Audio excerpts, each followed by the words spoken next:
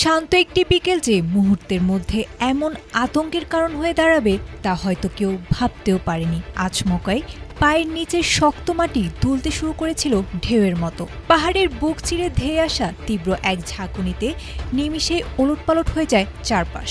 ঘরবাড়ি ছেড়ে মানুষ যখন জীবন বাঁচাতে খোলা আকাশের নিচে ছুটে আসছিলেন, তখনও একের পর এক কাঁপুনিতে কাঁপছিল পুরো এলাকা। প্রকৃতির এই আকস্মিক ও রুদ্র রূপের সামনে দাঁড়িয়ে মুহূর্তেই এক দুর্গম পাহাড়ি জনপদে নেমে এসেছিল চরম বিপর্যয়। ভয়াবহ এই প্রাকৃতিক দুর্যোগের সাক্ষী হয়েছে চীনের উত্তর পশ্চিমাঞ্চলীয় সিংহাই প্রদেশ। মঙ্গলবার বেইজিং সময় বিকেল ৫টা ৬ মিনিটে প্রদেশটির হাইশি অঞ্চলের এক দুর্গম উচ্চভূমিতে আঘাত হানে ৬.৩ মাত্রার এক শক্তিশালী ভূমিকম্প।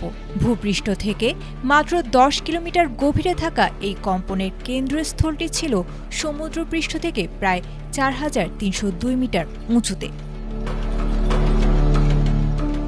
খনিজ সমৃদ্ধ এই শিল্পাঞ্চলে ভূমিকম্পের পরপরই নেমে আসে চরম বিপর্যয়। তবে বড় বিপর্যয় এড়াতে দ্রুততার সাথে সন্ধ্যা নামার আগেই মাটির গভীরের কয়লা খনিগুলো থেকে সব শ্রমিককে নিরাপদে সরিয়ে নিতে সক্ষম হয় কর্তৃপক্ষ। এখন পর্যন্ত এই দুর্যোগে অন্তত একজন প্রাণ হারিয়েছেন এবং আহত হয়েছেন ৪ জন। মূল ধাক্কা কাটার পরও স্বস্তি মেলেনি। একের পর এক আফটার শকে কেঁপেছিল পুরো অঞ্চল, যার মধ্যে একটির মাত্রা ছিল প্রায় ৫। ফলে নতুন করে ভূমিধসের আশঙ্কায় পাহাড়ি ঢালে শুরু হয়েছে বাড়তি সতর্কতা। পরিস্থিতি মোকাবিলায় চীন ভূমিকম্প প্রশাসন দ্রুত লেভেল ৩ জরুরি প্রোটোকল চালু করেছে।